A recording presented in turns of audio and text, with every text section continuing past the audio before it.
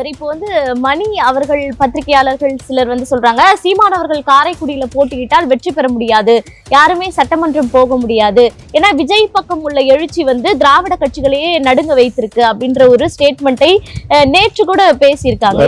மணிக்கு ஈரம் மண்ணும் எருக்கட்டி சாம்பலும் தெரியும். என்ன எவிடன்ஸ் இருக்கு மணிக்கிட்ட? அதுக்கு இதே பெரிய பருப்புன்னா ஏன் Seeman early bird will catch the பிளேன்னு களத்துக்குள்ள ஈரோடு கிழக்குல நின்னவர் 214 நிற்கிறாரு. அப்ப சுக்ல கிதியாவுக்கு நான் சேலஞ்ச் பண்றேன், ரங்கராஜ் பாண்டேக்கு சேலஞ்ச் பண்றேன், கருத்து கணிப்பு அத்தனை வரைக்கும் சேலஞ்ச் பண்றேன். நீங்க கருத்து கணிப்புல தூக்கி வைக்கக்கூடிய மண் குதிரை விஜயால 214 கேண்டிடேட் போட முடியுமா? தமிழர் நாங்கையா பாட்டுங்க அந்த சீமானோட அந்த எழுச்சிக்கு மிகப்பெரிய ஒரு உந்து சக்தியாட்டு இருக்குது. கமலாசங்க 214 போட்டுக்கிட்டாரு. வேட்புமனுக்கள் நிறைய வாங்கிட்டு போனாங்க, 50,000 விற்பனை ஆயிருக்கு அப்படின்ற மாதிரி எல்லாம். இதெல்லாம் ஏட்டு சுரக்கா கதிக்கு உதவாது. தேர்தல் ஆணையத்துக்கு முன்னாடி வேட்புமனு தாக்கல் பண்ணினாதான் உண்மை. இதுவும் ஒரு ஃப்ராடு. 234 வேட்பாளர்களை சீமான் அவர்கள் அறிவித்திருக்கிறார். நீண்ட காலமாக சாதிவாரி கணக்கெடுப்பு நடத்தணும் நாம் தமிழ் கட்சியும் கோரிக்கை வைக்குது. இப்ப இந்த 234 வேட்பாளர்களை எந்த அடிப்படையில் இவர்கள் தேர்வு செய்திருக்கிறார்கள் அப்படின்ற ஒரு பேசினேன் காலையில.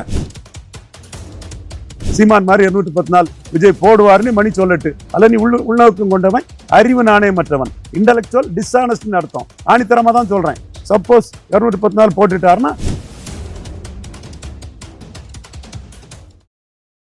கலங்கரை சொந்தங்களுக்கு அன்பு வணக்கம். கலங்கரை நிகழ்ச்சிக்கு உங்களை வரவேற்பதில் மகிழ்ச்சி. இன்று நம்மோடு நேர்காணலில் இணைந்திருப்பவர் அரசியல் திறனாய்வாளர் ரவீந்திரன் துரைசாமி அவர்கள். வணக்கம் சார். வணக்கம்மா. நலமா இருக்கீங்களா? நல்லா இருக்குமா. நல்லா இருக்கிறியாமா? நல்லா இருக்கு சார். சார், நீண்ட நாள் பிறகு உங்களை ஒரு நேர்காணல் எடுக்க வாய்ப்பு கிடைத்தது, மிக மகிழ்ச்சி. மகிழ்ச்சிமா.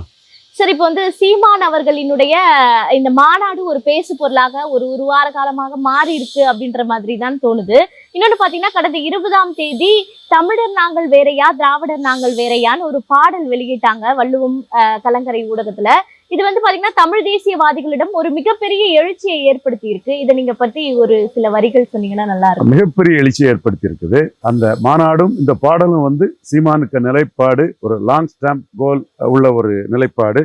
வில் ரேதர் டை தேன் சரண்டர்ங்கிற லெவல்ல வேலுப்பிள்ளை பிரபாகரன் வழியில உள்ள ஒரு கொள்கை முடிவுங்கிறது தெல்ல தெளிவா காட்டுது. அதுல நாங்க திமுகவையும் அண்ணா திமுகவையும், திமுக அண்ணா திமுகவின் ஊதுகுழலா ஒட்டுண்ணியா வரக்கூடிய விஜயையும் முழுமையா நாங்க எதிர்க்கிறோம். திராவிடம்னு சொல்லக்கூடியவங்கள்ட்டையோ எங்களுக்கு எவ்வித சமரசமும் எந்த காலத்திலையும் கிடையாது. எங்க எதிரி ஒட்டுமொத்த திராவிடம் தான். தமிழருங்கிறது வேறு, திராவிடருங்கிறது வேறு. தமிழரின் அரசியல் நடைமுறைகள் வேறு, திராவிடரின் அரசியல் நடைமுறைகள் வேறு என்பதை தெள்ள தெளிவாக காட்டுறாங்க. இன்றைய தினம் கூட சீமான் இலவசங்களுக்கு எதிராக பேசுறது பெரிய அளவு கல்லூரி மாணவர்கள் மத்தியில் பெரிய வரவேற்பை பெற்றிருக்கு. நான் நேற்று கூட சங்கர் ஐஏஎஸ் அகாடமிக்கு போயிருந்தேன்.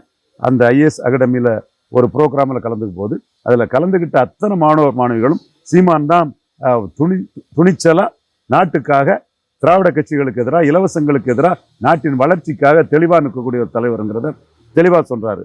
சீமான் அதுதான் சொல்கிறாரு. திராவிடம் இலவசத்தை நம்பி நிற்கும். தமிழ் தேசியம்ங்கிறது தமிழகத்தின் வளர்ச்சி, தமிழக மக்களின் எழுச்சி, அவங்களுடைய வாழ்க்கை தரம் உயரதுக்காக நிற்கும். திராவிடம்ங்கிறது டாஸ்மார்க்கை தமிழக மக்களுக்கு ஊற்றி கொடுத்து, பிராண்டி விஸ்கியை ஊற்றி கொடுத்து, தமிழர்களோட எல்லா சிறப்புகளையும் ஒழித்து தமிழர்களை ஒரு மோசமான ஒரு சூழ்நிலையை கொண்டு வரும்.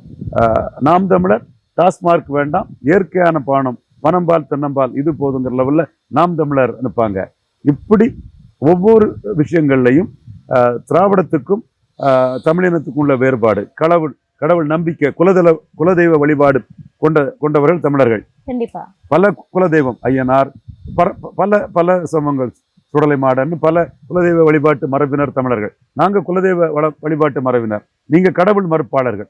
இப்படி இது எல்லாமே ஈரோடு கிழக்கில் நடந்த ஸ்டாலினா சீமானா, திராவிடமா தமிழ் தேசியமா, அதோட தொடர்ச்சி தான் 2026 ஜெனரல் எலெக்ஷனுங்கிறத காட்டக்கூடிய விதமா அந்த பாடல் மிக சிறப்பா பண்ணியிருக்கு. அந்த பாடல் வடிவமைத்தவங்களுக்கு, இசையமைத்தவர்களுக்கு, எழுதியவர்கள் அனைவரும் பாராட்டுக்குரியவர்கள். தமிழ் தேசிய அரசியல்ல அந்த பாடல் மிக முக்கியமான ஒரு பங்கை வகிக்குது. இன்னும் சொல்ல போனா ஈரோடு கிழக்கில் நடந்த ஸ்டாலின் வர்சஸ் சீமான், பெரியார் மண்ணா பெரியாரே மண்ணா, திராவிடம் வர்சஸ் தமிழ் தேசியம்தான் 26க்கும் பெரிய அளவு மக்கள் மத்தியில் போகும். சில போலி கருத்து கணிப்பாளிகள், சீமான் மீது வன்மமும் காழ்ப்புணர்ச்சியும் கொண்ட நபர்கள் அதை மறைக்க பார்க்குறாங்க. அது ஏட்டு சுரக்கா கறிக்கு உதவாது, இப்போ இன்னைக்கு கிஷோர் கே சாமிங்கிற என் தம்பி ஒரு ட்வீட் போட்டிருக்கிறான். கிஷோர் கே சாமி நம்ம தம்பி தான், ஒரு ட்வீட் போட்டிருக்கான். என்ன கொடுத்துருக்கான்னா, விஜயால 234 கேண்டிடேட் போட முடியாதுங்கிறத தெளிவா கொடுத்துருக்கிறான்.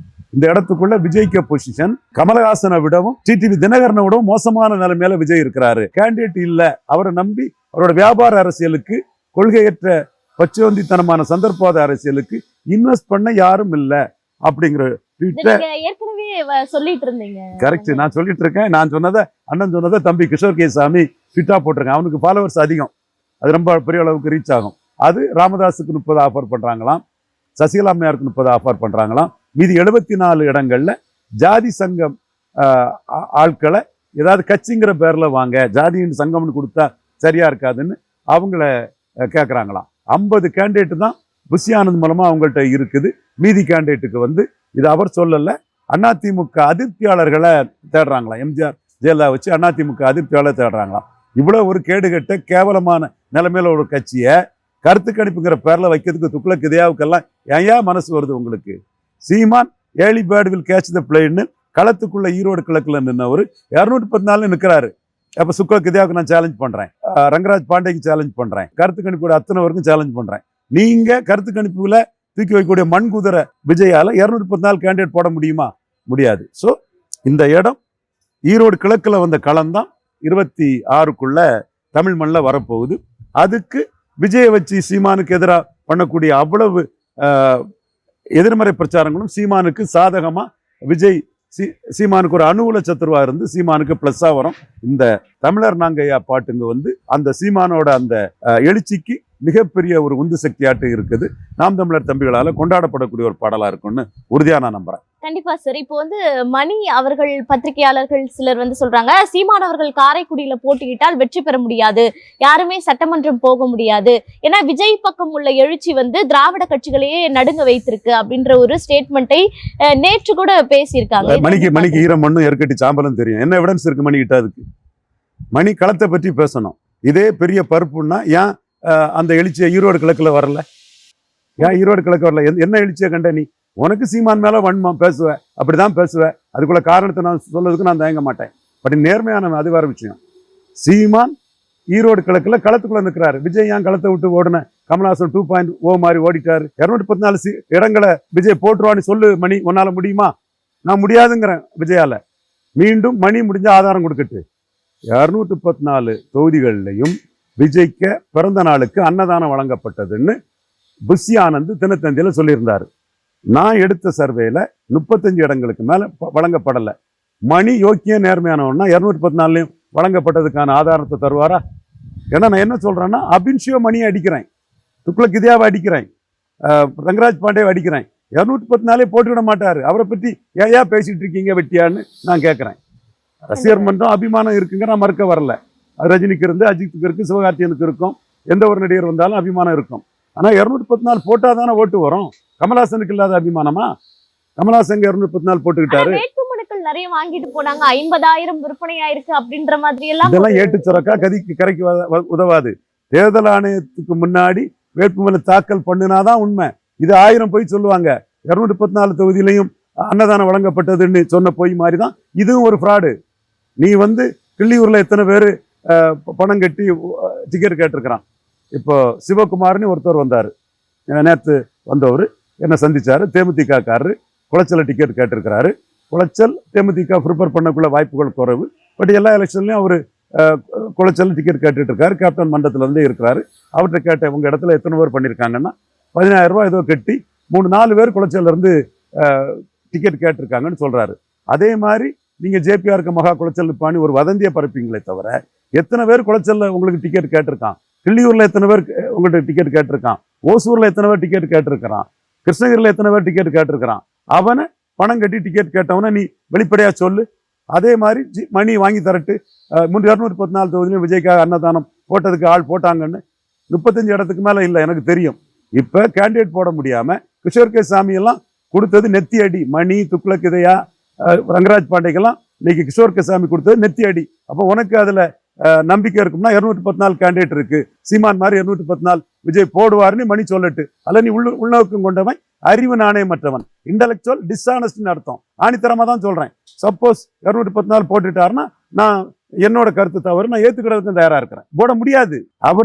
அவர் பிறந்த நாள் 35 இடத்துக்கு மேல கொண்டாடப்படல, அன்னதானம் வழங்கப்படல. அப்ப நீ எப்படி 214 போடுவேன்? உன்னால கேண்டிடேட் போட முடியாம அதிமுக போட்டி அதிமுக மாதிரி செங்கோட்டையனை பிடிச்சி, சத்யபாமாவை பிடி, சுப்பிரமணியத்தை பிடி, ராஜலட்சுமியை பிடி, ஸ்ரீதர பிடின்னு அதிமுகவில் உள்ள ஒதுக்கி போட்டவங்களெல்லாம் எடுத்து கேண்டிடேட்டுக்கு போடுறீங்க. இதை மட்டும் மதிக்கிறேன். அந்த சபாநாயகர் தனபாலுக்கு மகன் அவர் சிட்டிங் கேண்டிடேட்டா இருந்தவர். அவர் வர்றது விஜய்க்கு ஒரு பிளஸ், நம்ம நியாயமா சொல்லணும். மற்றபடி கேண்டிடேட் இல்லாம கமலஹாசன் தினகரன் மாதிரி தேடிட்டு இருக்கீங்க. இது மணிக்கு தெரியல, பாவம். மணியை நான் கடுமையா விமர்சிக்கிறேன். இதுல சப்போஸ் மணி என்ன பேசுவாருன்னா 214 போட முடியும்னு டிக்ளேர் பண்ணிட்டு வரட்டு. சீமான் 214 போட்டுட்டாரு. நான் மணிகிட்ட சொல்றேன் 214 விஜய்கிட்ட போட முடியாது, தெம்பு இருந்தா திராணி இருந்தா 214 போட முடியும்னு டிக்ளேர் பண்ணிட்டு அடுத்த கருத்தை பேசுங்க. இப்ப சீமான் அவர்களினுடைய இந்த மாற்றத்தை விரும்பும் மக்களின் மாநாட்டுக்கு பிறகு முன்னாடி அப்படின்னு சீமான் அவர்களின் அந்த சோசியல் இன்ஜினியரிங் அந்த கட்டமைப்பு எப்படி இருக்கு சார்? இது தேர்தலுக்கு எந்த அளவுக்கு உதவும்? பெரிய அளவுல உதவி பண்ணும். கன்ஷிராம் மாதிரி 100% கம்யூனிட்டிஸ் இது பண்றாரு. நத்தம் சிவசங்கரனை அம்பாசமுத்திரத்துல போட்டிருக்குன்னு கேட்டிருக்காங்க. அம்பாசமுத்திரம் தொகுதியின் தன்மைக்கு தக்கன அங்குள்ள சிறிய எண்ணிக்கை சமுதாயங்கள், தேவேந்திரகுல வேளாளர்கள், நாம் தமிழர் ஆதரவு மறவர்கள், நாடார்கள் எல்லாம் ஒரு கன்சால்டேட் ஆயிட்டாங்கன்னா நத்தம் சிவசங்கரன் ஃபைட்டிங் கேண்டிடேட்டா வந்துடுவார். அது ஒரு போலரைசேஷன். சிவசங்கரனை மையமாக வச்சு வெள்ளாளர் சமுதாயத்தை சேர்ந்தவர். அந்த தொகுதியின் தன்மைக்கு தக்கன ஒரு காலத்துல சொர்ணம் போன்ற அந்த வெள்ளாளர், அந்த செட்டியார், அந்த தரப்புல இருந்த ஒரு தொகுதி. அப்போ சங்குமுத்து தேவர் இருந்தாரு, கோமை சங்கர் டீச்சர் இருந்தாரு, சொர்ணம் கம்யூனிஸ்ட் ஒரு நல்ல மக்கள் தோன்றர் இருந்தாரு. அப்போ அந்த தொகுதியில் உள்ள ஒரு பிரிவு மக்கள் நாம் தமிழருங்க லெவல்ல சிவசங்கரன் ஒரு ஃபைட்டர் கன்சால்டேட் ஆகி வரும்போது நாம் தமிழர் ஆதரவாட்டு தமிழர்னு சிவசங்கரன் முன்னாடி பிறரும் கன்சால்டேட் ஆனா அந்த இடம் ஒரு ஃபைட்டிங் கேண்டிடேட்டா சிவசங்கரன் வந்துடுவார். பெரிய அளவுக்கு சிவசங்கரனுக்கு அது ஒரு எழுச்சியை கொடுக்கும். சீமான் அதெல்லாம் புரிஞ்சுதான் போட்டிருக்கிறாரு. அதே மாதிரி தென்காசியில மறவர் கேண்டிடேட்டை போட்டிருக்கிறாரு. தமிழர்னு கருதி நாடார்களும் தேவேந்திரகுல வேளாளர்களும் அந்த மறவர் கேண்டிடேட்டுக்கு வாக்களிக்கக்கூடிய பட்சத்துல அதுவும் ஒரு பெரிய போலரிஸ்ட் களமாட்டு பெரிய லெவலில் வரும். அதே மாதிரி முன்னாள் அமைச்சர் அவருக்கு எதிராக கடம்பூர் ராஜ் அவருக்கு எதிராட்டு ஒரு முக்குளத்தோர் மறவர் கேண்டிடேட்டை சீமான் கோயில்பேட்டில் போட்டிருக்காரு. அங்கமும் நாடார்களும் தேவேந்திரர்களும் தமிழன்னு சீமான் விடக்கூடிய மறவர்னு போட்டாங்கன்னா அங்கேயும் போலரைஸ்ட் ஆகி பெரிய லெவலில் அது எமர்ஜ் ஆகி வர வாய்ப்பு இருக்கு. ஏன்னா எப்படி தினகரன் 2021 அங்கே தோத்தாரு, யாரால தோத்தாதுங்கெல்லாம் சீமான் புரிஞ்சுக்கிட்டு தான் அந்த கேண்டிடேட்டை அங்கே முன்னெடுக்கிறாரு. அதே மாதிரி திருநெல்வேலியில் அவர்களுடைய யாதவர் கேண்டிடேட்னாலும் சரி, அங்கே பத்மநாபன் யாதவர் முன்னாடி எம்எல்ஏ இருந்தாரு. அந்த இடமும் ஒரு போலரைசேஷன் தமிழ் சமூகங்களுங்கிற அடிப்படையில் வந்தால் பெரிய அளவில் எழும்பி போகிறதுக்கு வாய்ப்பு இருக்கு. இதே மாதிரி வட தமிழகத்தில் யாதவர் கேண்டிடேட் செஞ்சு இங்கெல்லாம் யாதவர் கேண்டிடேட் போட்டிருக்காரு. 8 யாதவர்களை கேண்டிடேட்டாக போட்டிருக்காருன்னு யாதவர் சமுதாயத்தை சேர்ந்தவங்களே அவங்க குழுக்களில் கொண்டாடுறாங்க. கோனார்னு சீமான் சொல்லுவார், அவங்க யாதவ்னு சொல்லுவாங்க. அந்த வேறுபாடு அவங்களுக்குள்ள சண்டை இருக்குது. யாதவா கோனாருங்கிறதுல சண்டை இருக்குது. நானும் யாதவங்கிறது தான் என்னோட கருத்து. கோனாருங்கிறது சீமானுக்கு கருத்து, என்னோட கருத்து யாதவங்கிறதா. என் கருத்தை நான் என்றைக்கும் காம்ப்ரமைஸ் பண்ண மாட்டேன். பட் 8 யாதவ கேண்டிடேட்டை சீமான் போட்டிருக்கிறது யாதவ சமூகங்கள் மத்தியில் பெரிய ஒரு எழுச்சியாக எல்லா பகுதி யாதவர்களுக்கும் வாய்ப்பு கொடுத்துருக்காரு சீமானுன்னு இப்போவே கொண்டாட ஆரம்பிச்சிட்டாங்க. மேலும் யாதவர் இஷ்யூஸையும் சீமான் எடுக்காரு. கோனேரிக்குப்பம் கோன் கோட்டை கோனார் கோட்டைன்னு சொல்லும்போது அது ஒரு முன்னாள் அமைச்சர் கலெக்டரேட்டை மீட்டிங் நடத்தக்கூடாதுன்னு மனு கொடுக்க பண்ணும்போது சீமான் சொல்றாரு மராட்டியங்கோட்டைன்னு சொல்லும்போது பேசாமல் இருந்துட்டேன், தமிழங்கோட்டைன்னும் போது மட்டும் உனக்கு பிரச்சனை வருதான்னு கேட்குறாரு. ஆடு மாடு மேய்த்தல் அரசு தொழிலுங்கிறது மட்டும் இல்லை, வனப்பகுதிகளில் ஆடு மாடு மேய்க்கிறதுக்கு எதிராட்டு சீமானே களத்துக்குள்ளே புகுந்து அந்த இதெல்லாம் சொல்லும்போது அவருக்கு பரவலாக வாழக்கூடிய யாதவர் சமுதாயத்தோட ஒரு பார்வை சீமான் மேலே இந்த எலெக்ஷனில் வருது. இதையும் தாண்டி அவர் எம்ஜிஆரே அடிக்கிறார். மணி இண்டியாவுடைய மணி சொந்த கால நிற்க பலம் இல்லாமல் எம்ஜிஆரை ஊண்டுகோலாக எடுத்துகிட்டு போகிறாரியா உங்கள் விஜய்? தைரியம் இருந்தால் சொல்லு, எம்ஜிஆர் ஊழல்னு சீமான் சொல்கிறது சரியா? எம்ஜிஆரை ஊண்டுகோலாக எடுத்துக்கிட்டு நடக்க தெம்பில்லாத விஜய் பண்ணுறது சரியா? சொல்லியா மணி? ஸோ அது சொல்லணும். அதை சீமான் என்ன சொல்கிறாருன்னா எம்ஜிஆர் மேனன்கள் எவ்வளோ தெரிஞ்சிருந்துங்கிறதுக்காக ஜாதிவாரி கணக்கெடுப்பு நடத்தாமல் தமிழர்களுக்கு அநீதி பண்ணிட்டாரு. அன்னைக்குள்ள வன்னியர் போராட்டத்தை கொச்சப்படுத்துறதுக்காக எல்லா ஜாதி சங்கத்தையும் கூப்பிட்டு வச்சு தமிழ்நாட்டின் மக்கள் தொகை 25 கோடி ஆயிட்டாரு. அவர் மேனன் எவ்வளவுன்னு இங்கே எவ்வளவுக்குள்ள அவர் சுரண்டாருங்கிறது தெரிஞ்சு போகும். தமிழர்களை மலையாளி எம்ஜிஆர் சுரண்டது தெரிஞ்சு போகுங்கிறதுக்காக அந்த மலையாளி ஜாதிவாரி கணக்கெடுப்பு நடத்தாமல் பல தமிழ் சமூகங்களுக்கு அநீதி அழைச்சிட்டாருங்க போது குறிப்பாக கோனார் யாதவ் நாம் சொல்லுவோம், அவர் கோனார்ம்பார். பரவலாக வாழக்கூடிய கோனார் சமூகங்களுக்கும் முத்தரையர், செங்குந்தர், விஸ்வகர்மா போன்ற சமூகங்களுக்கும் பெரிய அநியாயத்தை எம்ஜிஆர் இழைச்சிட்டாரு. மன்னார் நாவிதர் குயவர்களுக்கும் இழைச்சிட்டாருன்னு சொல்லும்போது, ஜாதிவாரி கணக்கெடுப்பு நடத்தாமல் எம்ஜிஆர் செய்தது யாதவர் சமுதாயத்துக்கு பெரிய அநீதின்னு எம்ஜிஆரே அடித்து இது பண்ணுறாரு. இவர் விஜய் ஊழல் எம்ஜிஆரை தூக்கிக்கிட்டு எடப்பாடியை பலவீனப்படுத்துறதுக்கு வராரு. இதுதான் இந்தியா டுடே மணி போன்றவங்க புரிஞ்சுக்கிட்டு பேசணுங்க நம்ம சொல்றது. கண்டிப்பா சார். இப்ப சீமான் அவர்கள் காரைக்குடியில் வந்து வேட்பாளராக களமிறங்குகிறார். வெற்றி வாய்ப்புகள் அவருக்கு சாதகமாக இருக்கா சார்? காரைக்குடியில சீமான் லீடர் அந்தஸ்துக்கு வந்துட்டாரு. திருவெற்றியூர்ல ஜெயிக்க மாட்டார் நான் தான் சொன்னேன். 3வது போவார் நான் தான் சொன்னேன். அப்பவே சீமானு நீங்களே நான் ஜெயிக்க மாட்டேன்னு சொன்னா எப்படின்னு என்கிட்ட கேட்டாரு. அவரோட தம்பிமார்கள்லாம் என்ன விமர்சனம் பண்ணாங்க. நான் சொன்ன மாதிரி 3வது தான் திருவெற்றியூர்ல போனார். ஆனால் கமலஹாசன் ஃபைட்டிங் கேண்டிடேட்னு சொன்னேன், ஃபைட்டிங் கேண்டிடேட்டாக இருந்தார். தினகரன் ஃபைட்டிங் கேண்டிடேட்னு சொன்னேன், ஃபைட்டிங் கேண்டிடேட்டாக இருந்தார். கொஞ்சம் ஓட்டில் தான் 2 பேரும் தோத்தாங்க. என்னோட அசஸ்மெண்ட் கரெக்டாக இருக்கும்னு நான் நினைக்கிறேன். சீமான லீடராக நினச்சி மக்கள் வாக்களித்து 5வது முறையும் தனித்து துணிஞ்சு நிற்கிறனால லீடருங்க அந்தஸ்தில் வாக்களித்து வெற்றி பெற வாய்ப்பு இருக்குது. 77 எம்ஜிஆர் வந்து 30.3 விழுக்காடு வாக்கு தான் அதிமுக எடுத்தது. ஆனால் அருப்புக்கோட்டையில் 60 விழுக்காடு வாக்குக்கு மேலே எம்ஜிஆர் போயிட்டார். ஜெயலலிதா 89 20 சம்திங் விழுக்காடு வாக்கு தான் அதிமுக எடுத்தாங்க. ஆனால் ஜெயலலிதா போடியில் 50 விழுக்காடு வாக்குக்கு மேலே போயிட்டாங்க. அப்போ லீடருக்குன்னா ஒரு பெரிய அந்தஸ்து இருக்குது. சீமான் லீடர், தமிழர்களுக்கான லீடர், சமூக நீதிக்கான லீடர். அந்த அந்தஸ்து வரும்போது சீமான் வந்து லீடராக சீமானுக்கு பெரிய அளவு வாக்கு விழுந்து காரைக்குடியில் வெற்றி பெறதுக்கான சாத்தியக்கூறுகள் பிரகாசமாக இருக்குது. இதில் கூட ரவீந்திரன் துரைசாமிக்கு வந்து சேலஞ்சுலாம் அவங்களுக்கெல்லாம் ஒன்றும் செல்வாக்கற்றவர்கள் 3-4 பேர் உதிரிகள், லும்பன் எலிமெண்ட்ஸ், அது கூட பெருசாக சொல்லாண்டாம். பட்டு அது சாட்டை துறைமுருகன் அவங்களுக்கெல்லாம் சரியான பதிலை சொல்கிறான். உண்மையாட்டு நேர்மையாமல் இருந்து அந்த தரப்புக்கான சரியான பதிலை தம்பி சாட்டை துறைமுருகன் சொல்கிறான். ஸோ அந்த தரப்புகளோட நியாயமற்ற வன்மம் துவேஷத்தில் உள்ள விமர்சனங்கள்லாம் எடுபடாது. ஆல் தமிழ் காஸ்ட் வந்து நமக்கான லீடர், இவர் சட்டமன்ற உறுப்பினர் ஆகணும்னு வாக்களிக்கும் போது லீடருங்கிற அந்த சில சீமானுக்கு வெற்றி உறுதி. திருவெற்றியூரில் 3வது போவார்னு தான் 2021 சொன்ன நான் தான் காரைக்குடியில் வெற்றி பெறுவார் நான் சொல்கிறேன். கண்டிப்பா சார். இன்னொன்று வந்து பாத்தீங்கன்னா 234 வேட்பாளர்களை சீமான் அவர்கள் அறிவித்திருக்கிறார். நீண்ட காலமாக சாதிவாரி கணக்கெடுப்பு நடத்தணும் நாம் தமிழ் கட்சியும் கோரிக்கை வைக்குது. இப்போ இந்த 234 வேட்பாளர்களை எந்த அடிப்படையில் இவர்கள் தேர்வு செய்திருக்கிறார்கள் அப்படின்ற ஒரு அவர்கிட்ட பேசினேன் காலையில். 6 பிராமணர்களை போட்டதை குறை சொல்கிறாங்கண்ணே. அப்போ நான் 6 ஆதி தமிழர்களை, 4 பறையர்கள், 2 தேவேந்திர குல வேளாளர்களை பொது தொகுதியில் போட்டிருக்கிறேன். ஒரு ட்ரைபலுக்கு, மலைவாழ் பழங்குடி மக்களுக்கு 1 சீட்டு ரிசர்வ் சீட்டை தவிர யாரும் கொடுக்க மாட்டாங்க. ட்ரைப் ஒரு கம்யூனிட்டி ட்ரைப்ஸுக்கு 1 தான் ரிசர்வ்டு, நான் 2 கொடுத்துருக்கேன். அப்போ நான் இவங்கள்லாம் என் தமிழின மக்கள், முருகனின் வழித்தோன்றல்கள், அவங்கள நான் பிரதித்துவப்படுத்தணும்னு நினைக்கிறேன். நான் சொல்லக்கூடிய முப்பாட்டன் முருகனுங்கிறதுக்கு நான் உருவம் கொடுக்க நினைக்கிறேன். நான் வார்த்தைப்படி வாழணும்னு நினைக்கிறேன். இந்த மக்களுக்கு நான் கொடுத்துருக்குறேன். அடுத்து ஆண்டிப்பட்டாரம் சமூகத்துக்கு ஒரு டிக்கெட் கொடுத்துருக்கிறாரு.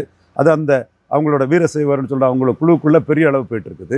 திரும்ப வண்ணார் சமூகத்துக்கு ஒரு சீட்டு, சிங்காநல்லூர்னு நினைக்கிறேன். மருத்துவர் சமூகத்துக்கு ஒரு சீட்டு கொடுத்துருக்கிறாரு.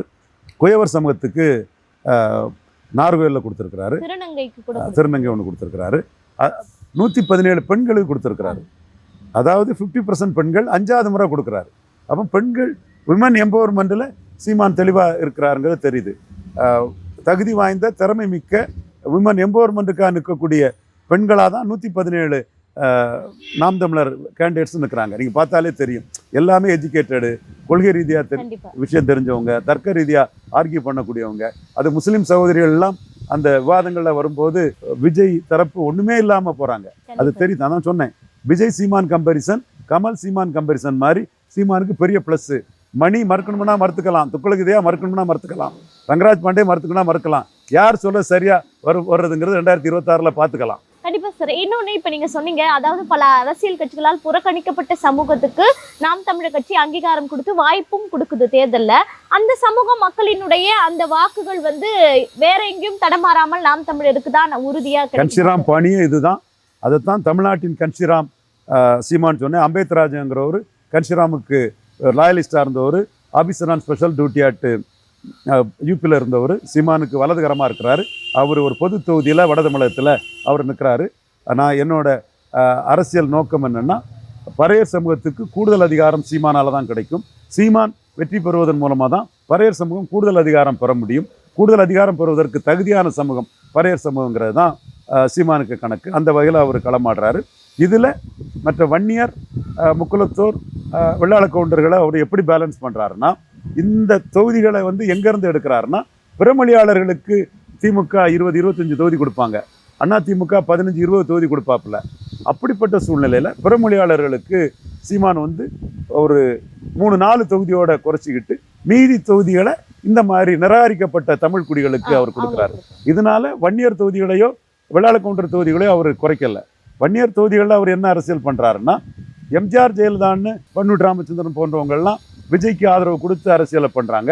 அந்த இடத்துக்குள்ளே சீமான் வந்து எடப்பாடி பழனிசாமியையும் அடித்து வன்னியர்கள் மத்தியில் என்ன வராருன்னா, வீரப்பன் என்கவுண்டர் சரின்னு ஜெயலலிதா பண்ண சரின்னு நீங்கள் உங்கள் ஜெயலலிதா பண்ண சரின்னு நீங்கள் எடப்பாடியில் பேசுகிறீங்களான்னு கேட்குறாப்புல. இதை என் தம்பி ரங்கராஜ் பாண்டேகிட்டே நான் கருத்தாக சொல்கிறேன். ஏசி ரூமில் வந்து பேசுகிறவங்களும் கருத்தாக சொல்கிறேன். எடப்பாடியால் அதை பேச முடியாது. ஏன்னா அங்கே 50-60% வன்னியர்கள் வீரப்பனை மிகப்பெரிய ஹீரோவாக பார்க்குறான். தமிழர்களே அப்படி பார்க்குறாங்கன்னு அதை தமிழர்களாக கன்வெர்ட் பண்ணி சீமான் தமிழர்கள் வீரப்பனை ஹீரோவாக பார்க்குறதாட்டு சீமான் வனக்காவலன், தமிழின வனக்காவலன் பிரபாகரன் வீரப்பன்னு அந்த இமேஜை சீமான் கொடுத்துட்ருக்கிறாப்புல. ஸோ இந்த இடத்துக்குள்ளே எடப்பாடி பழனிசாமி ஜெயலலிதாவுக்கு சாதனையை அவங்க வந்து பாராட்டி சொல்ல முடியாது. அந்த இடத்த தான் சீமான் லாக் பண்ணுறாரு. அப்போ ஜெயலலிதா முடிஞ்சு போன கதை ரங்கராஜ் பாண்டே, ஜெயலலிதா முடிஞ்சு போன கதை இவர் பன்னூர் ராமச்சந்திரன். அப்போ ஜெயலலிதா முடியலைன்னு சொன்னால் எடப்பாடியில் அதிமுக சொல்லிட்டு, அல்லது பன்னூர் ராமச்சந்திரன் விஜய் அலையன்ஸில் ஒரு கேண்டிடேட்டை வாங்கிக்கிட்டு ஜெயலலிதா வீரப்பனை என்கவுண்டர் பண்ணாங்க, அம்மா பெரிய சாதனையாகன்னு பேசு நீ அங்கே பேசி தான் பாரு. அப்போ ஜெயலலிதா தூக்கி போட்டுக்கிட்டு இன்னொரு இஷ்யூலே எடப்பாடி பல்ட்டி அடிச்சிட்டாரு. அருந்ததியர் பிரியாரிட்டி ரெசர்வேஷன் கலைஞர் கருணாநிதி கொடுத்தது. இன்றைக்கும் அருந்ததி மக்கள் 100 விழுக்காடு உதயசூரியனுக்கு போடுறாங்க, கலைஞரை தெய்வமாக வணங்குறாங்க. ஸ்டாலின் அவங்கள முழுமையாக தமிழ்நாடு ஃபுல்லாக கன்சாலிடேட் பண்ணிட்டு இருக்கிறாரு. எடப்பாடி பழனிசாமி என்ன பண்ணுறாருன்னா, இப்படி அருந்ததியர் மக்கள் வந்து ஸ்டாலின் பக்கம் போயிட்டா நமக்கு கொங்கில் ஒரு சீட்டு கூட ஜெயிக்க முடியாதுன்னு ஜெயலலிதா கருத்தை குப்பை கூடையில் தூக்கி போட்டுக்கிட்டு அருந்ததியர் உள்ளொதுக்கீடுக்கே நாங்கள் காரணம்னு அதுக்கு பாசிட்டிவாக கிளைம் பண்ணுறாரு. துக்ளக் ரமேஷ், ரங்கராஜ் பாண்டே, நான் சொல்லக்கூடிய ஜாதி அரசியல் கரெக்டாக உங்கள் அம்மா ஜெயலலிதாவை தலையில் தூக்கி எடப்பாடி கொண்டாடுறாரா? வீரப்பன் என்கவுண்டர் விஷயம் ஒன்று தூக்கி போட்டுட்டாரு, அடுத்து அருந்ததியர் விஷயம் ஒன்று. நான் இன்னொரு விஷயத்திலும் சொன்னேன், சங்கராச்சாரியார் கைது பண்ணார், ஏற்க ஜெயலலிதாவுக்கு தண்டனை கொடுத்தது சங்கராச்சாரியார் காலில் விழுந்து புஷ்கரத்தில் எடப்பாடி வணங்கினதை நான் அன்றைக்கே பாராட்டியிருக்கேன். நான் வந்து ஒவ்வொருத்தரும் ஒவ்வொரு அணுகுமுறையில் தான் அரசியல் பண்ணுவாங்க. இன்றைக்கி ஜெயலலிதா வச்சுட்டுலாம் அரசியல் நடக்குதுன்னு நினச்சா அது அபத்தம், அது உண்மை இல்லை. வீரப்பன் என்கவுண்டரை அதிமுககாரங்களை பேச முடியல, அருந்ததியர் பிரியாரிட்டி ரெசர்வேஷனை எதிர்க்க முடியல. சீமான் மட்டும்தான் அருந்ததியர் பிரியாரிட்டி ரெசர்வேஷனை பறையர் தேவேந்திர குல வேளாளருக்காக எதுக்குறாரு. அப்போ பறையர் தேவேந்திர குல வேளாளர் இளைஞர்களும் ஐஏஎஸ் அகாடமி சங்கர் அகாடமியில் இருந்தவங்களும் சீமான் அண்ணா தான் எங்களுக்காக நிற்கிறாருன்னு என் கையை பிடிச்சிட்டு சொல்லிட்டு போனாங்க, ஃபோட்டோ எடுத்துட்டாங்க. ஸோ இந்த அரசியல் களம்ங்கிறது தமிழ் தேசிய அரசியலின் காலம். பேரறிஞர் அண்ணா பெருந்தகை 57 திராவிட அரசியல் ஆரிய காங்கிரஸுக்கு எதிராக பண்ணும்போது எப்படி அண்ணாவுக்கு ஒரு எழுச்சி இருந்தோ அதே எழுச்சி வந்து சீமானுக்கு இன்னைக்கு வந்து தமிழ் தேசிய அரசியல் திராவிடத்துக்கு எதிராக இருக்குது. இது திமுகவுக்கும் அதிமுகவுக்கும் எதிராக தான் இருக்குது. இதை புரியாமல் சில புரோக்கர்கள் காலையிலையும் சாயங்காலமும் சீமானை கூட்டணிக்கு வந்துருன்னு அலோகலப்படுத்திட்டு இருக்காங்க. சீமானும் சிரிச்சுக்கிட்டே என்னோட எழுச்சி எவ்வளோ பெருசு, லட்சியங்கள் எவ்வளோ பெருசு, என்னை பற்றி புரியாமலே வந்து கேட்டுட்டு இருக்கீங்களான்னு சொல்கிறாரு. நானும் இன்னொரு வகையில் சீமானை கூட்டணிக்கு சம்மதிக்க வைக்க தயாராக இருக்கிறேன். அப்படியே வரக்கூடிய இந்த புரோக்கர்கள்லாம் என்கிட்ட வரட்டு, உனக்கு ஸ்டாலினை தோக்கடிக்கணும்னு என்ன இருக்கா, வா 1 to 1 வச்சுக்குவோம். சீமான எடப்பாடி சிஎம் கேண்டிடேட்டாக ஒத்துக்கிட்டு நான் முடிச்சு தரேன். இந்த மாதிரி இல்லாமல் எந்த புரோக்கர் எவன் காவடி எடுத்தாலும் ஒரு புண்ணாக்கு நடக்காது.